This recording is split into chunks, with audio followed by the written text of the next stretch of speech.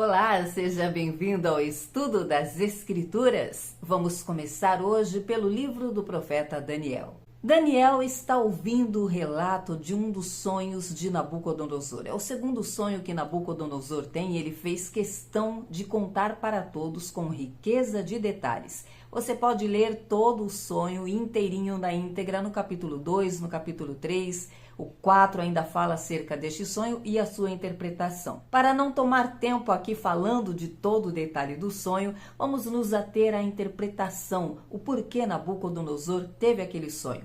Após contar tudo o que sonhou, Nabucodonosor pede para que Daniel, que ele chamava de Beltesazar, nome dado pelo rei a Daniel, interpretasse o sonho. Ao ouvir tudo, o coração de Daniel se estremeceu. Ele sabia o que significava. O rei percebeu e disse a ele que não temesse, mas que contasse aquilo que ele tinha entendido do sonho.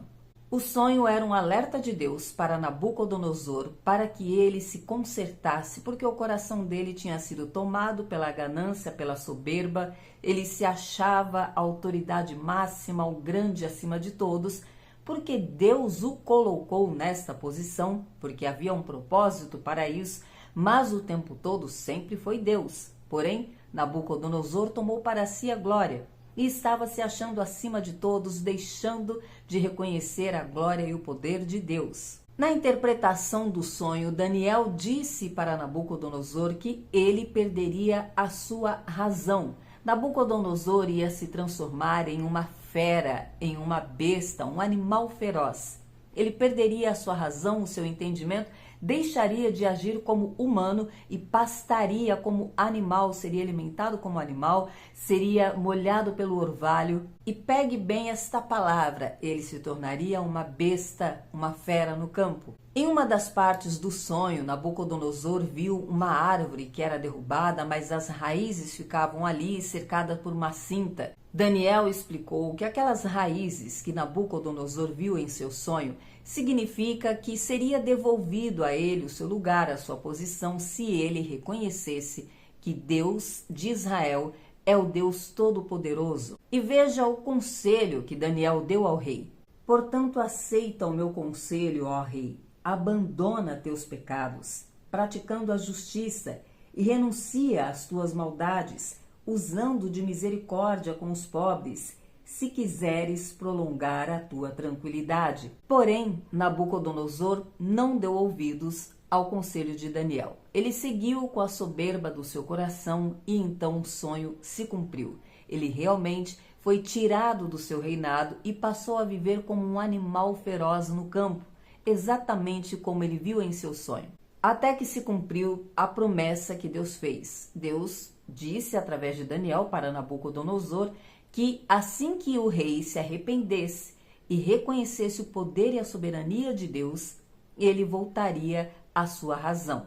Nabucodonosor se arrependeu, reconheceu o poder do Deus de Israel e então voltou à humanidade.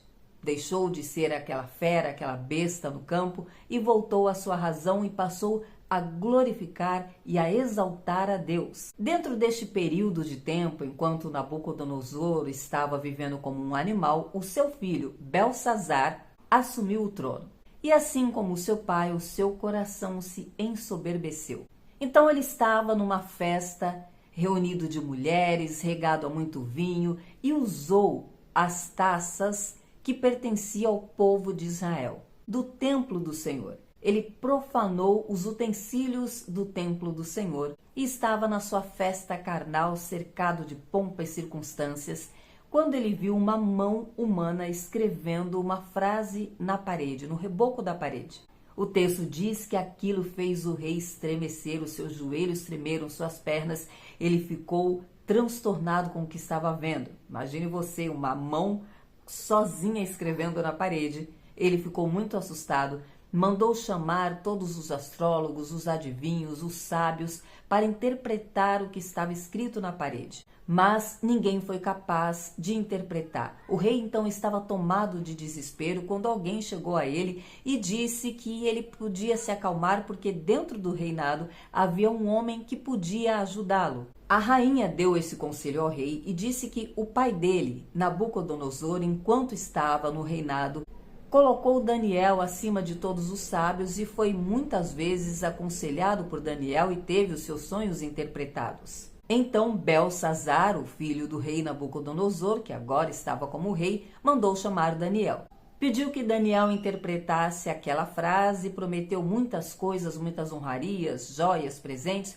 Daniel disse que o rei podia ficar com tudo para ele, que ele não queria nada, mas ia tão somente interpretar a frase. Porém, Daniel fez uma contextualização antes. Ele explicou o que aconteceu com o pai de Belsazar, com o rei Nabucodonosor, tudo que Deus tinha feito, prometido, todo o poder que Deus deu nas mãos de Nabucodonosor e como o rei procedeu ao receber todo este poder, como ele se ensoberbeceu e o fim que ele teve. E que o filho dele tinha visto e presenciado tudo isso e ainda assim seguiu o mesmo caminho. Daniel primeiro contextualizou tudo, fez o rei se situar, entender exatamente o que estava acontecendo. Daniel, em outras palavras, de forma muito clara, disse: você viu acontecer assim e assim com seu pai e você fez o mesmo caminho, caiu no mesmo erro. Então, a frase que você viu escrita naquela parede, aquelas mãos foi a mão do Senhor. E a frase significa isto aqui: Mene, Mene, Tekel e Parsim. E esta é a interpretação. Mene, Deus contou os dias do teu reino e pôs fim nele. Tekel, foste pesado na balança e foste achado em falta. Pérez, o teu reino está dividido e entregue aos medos e persas. Ou seja, é o fim do seu reinado. Então o rei mandou vestir Daniel, Beltesazar, com vestes de púrpura, deu a ele tudo o que havia prometido e em seguida o rei morreu. Assim como foi a interpretação da frase que Daniel leu, dizendo que era entregue aos medos o reinado de Belsazar, foi cumprido. Dario era dos medos e ele assumiu o trono. E este homem fará muita diferença na vida do povo de Israel. Vamos agora ao livro de Salmos. Conclusão dos Salmos 144, que é um salmos de louvor e adoração pelos livramentos do Senhor, mas no final dos salmos, Davi faz alguns pedidos, coloca algumas causas diante do Senhor, pedindo pelo povo, pedindo pelo socorro de Deus, pedindo que o Senhor olhe para os seus inimigos, os que estão os perseguindo, um clamor que é recorrente nos salmos, principalmente nos salmos de Davi, porque eles estavam constantemente sendo perseguidos. Davi pede por livramentos, mas também pede por bênçãos. Na verdade, o cântico dele, o louvor, a oração, é como se fosse palavras proféticas lançadas sobre o povo de Deus, sobre fartura, abundância, poder. E os Salmos é encerrado com uma declaração de louvor ao Senhor, reconhecendo o poder, a soberania do Senhor e dizendo o quão bem-aventurado é o homem, é a nação, cujo Deus é o Senhor. Vamos ao Apocalipse, o livro da revelação, e hoje começamos com as 7 cartas direcionadas às 7 igrejas.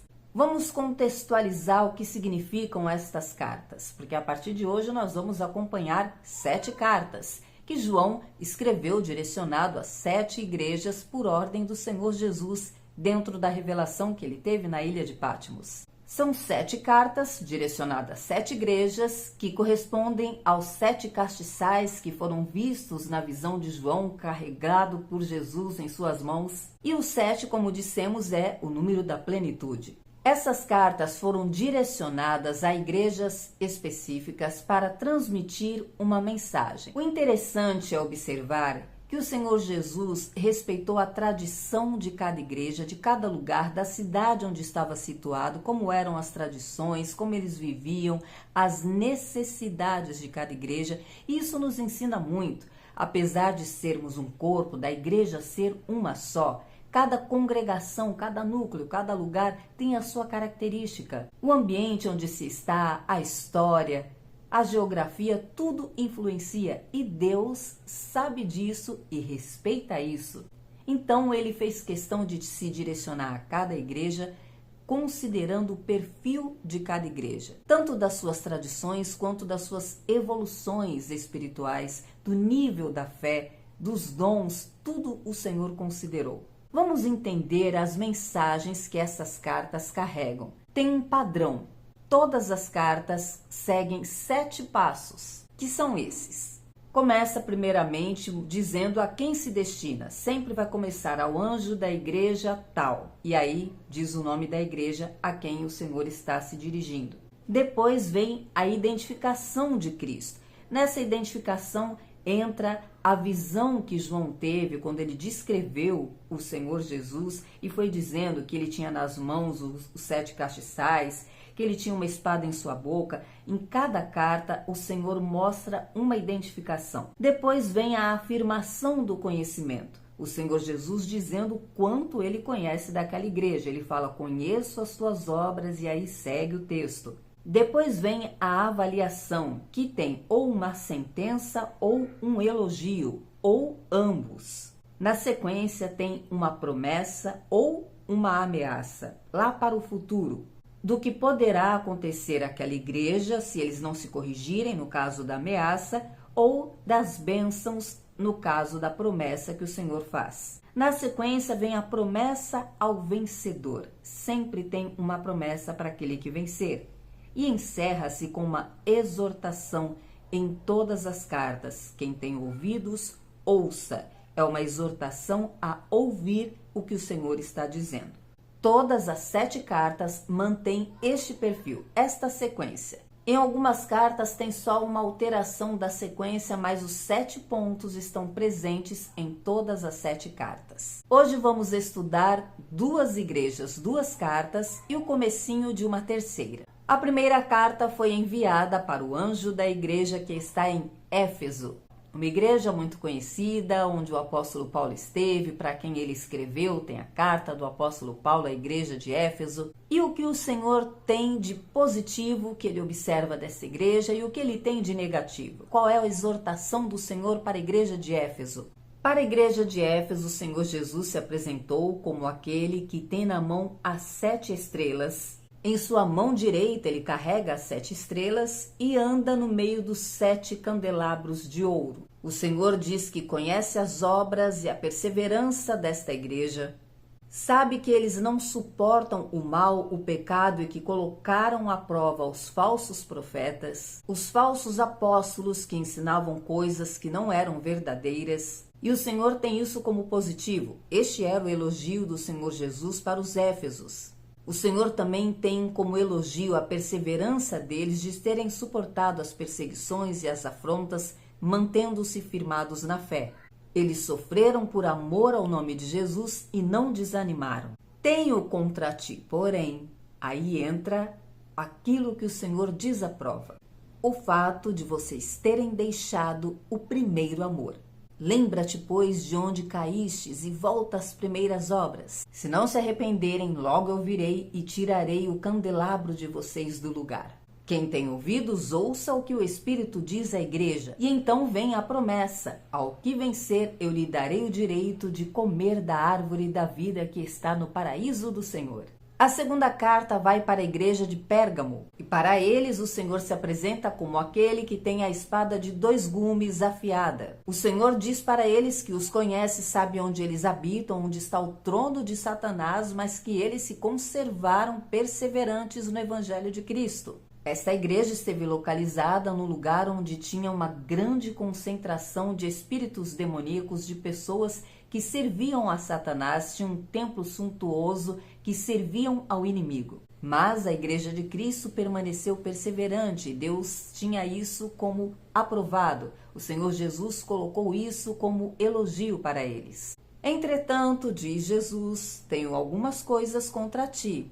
Vocês têm aí alguns que seguem a doutrina de Balaão, que fizeram o povo de Israel pecar, se prostituir, adorar ídolos. Vocês conservam essas pessoas aí entre vocês, estão se contaminando. Tem alguns também das doutrinas dos nicolaítas. Todos esses eram pessoas inimigas de Deus, que estavam contaminando o povo de Deus, e aquela igreja mantinha isso ali. E a ordem de Deus é: arrependam-se. Mudem isso, ou eu virei contra vocês e usarei a minha espada de 2 gumes contra esse povo.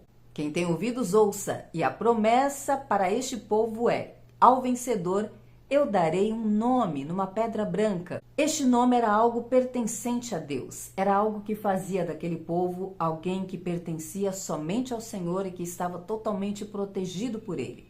É um nome que ninguém conhece e que só saberão quando chegarem lá e receberem essa pedra branca com um nome que só o Senhor sabe. A outra promessa para esta igreja é que eles comeriam do maná que estava escondido.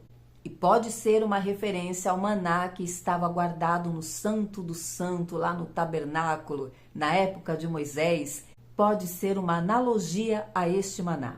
E encerramos o estudo de hoje com o começo, a abertura para a carta da igreja de Tiatira. Para esta igreja, o Senhor se apresenta como o Filho de Deus que tem os olhos como chama de fogo e os pés semelhantes ao metal que brilha. E o Senhor tem como elogio a fé, o amor, a perseverança e diz que as últimas obras deles foram melhores do que as primeiras, o oposto da igreja de Efésios. Amanhã vamos saber o que o Senhor tem contra eles. E a nós, qual é a reflexão? O que será que o Senhor tem contra ti? É hora de refletirmos. Este é o momento. Jesus está às portas, precisamos refletir, olhar para o nosso coração e perguntar ao Senhor: o que o Senhor tem contra mim?